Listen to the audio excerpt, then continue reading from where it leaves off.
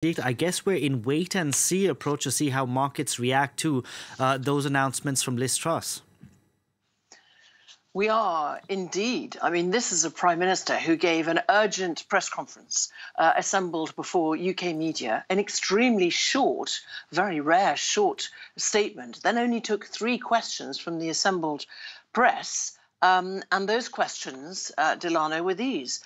She was asked about her credibility, why she had the right to stay in office when she had just sacked her Chancellor, Kwasi Kwarteng, this morning on his precipitated rush and return aborted trip from the US, Washington, meeting the IMF and other finance ministers of the G7, when it was, in fact, her co-jointly prepared endeavour and plan. So she was sacking him for implementing her budget, basically, and she was asked very bluntly if she was going to apologise to the Conservative Party for basically the mess, the turmoil in the markets. Now, she has said that she's acted decisively, thanking Kwasi Kwarteng for the job that he has done. We've seen the published letter that Downing Street rushed out. And interestingly, it seems like it's quite chaotic in Downing Street, because although the letter was in response to Kwasi Kwarteng's letter accepting that he had to go, the letter that should be signed by Liz Truss was signed by Kwasi Kwarteng. Anyway, the fact is we've got one sacked Chancellor 3 weeks after he presented his first budget, because of how badly it's been received here, whether it's politically or financially and across the markets internationally.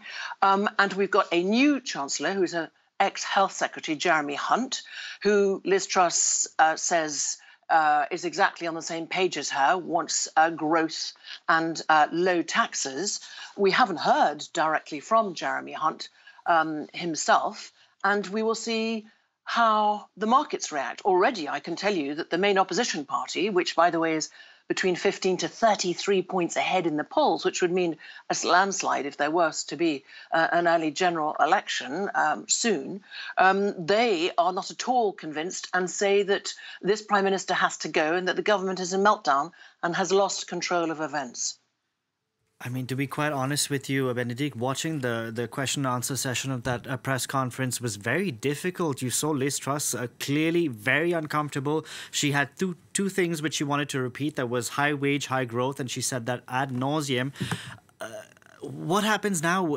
Is her job secure, or is she still skating on thin ice, given how badly her hold on things have been since she became Prime Minister? Her job is not secure. Officially, it's secure for 1 year, but those rules within the Tory party itself can change. There have been rumours for days that Kwasi Kwarteng might have to go. He might have to be sacrificed. Will this sacrifice, so to speak, be enough? With this new Chancellor reassure the markets? We'll see how the markets indeed react in the coming hours, and then again when they reopen on Monday. And no, there are no guarantees that she won't be, some attempts won't be, go ahead next week, for example, of trying to oust her. There are strong, persistent rumours that some senior Tory MPs are going to go and find her and ask her to quit. We saw how long it took with Boris Johnson. It took months. So 38 days into this premiership, we have a second Chancellor and no, her future is not secure. She is trying to secure it, but it is not secure.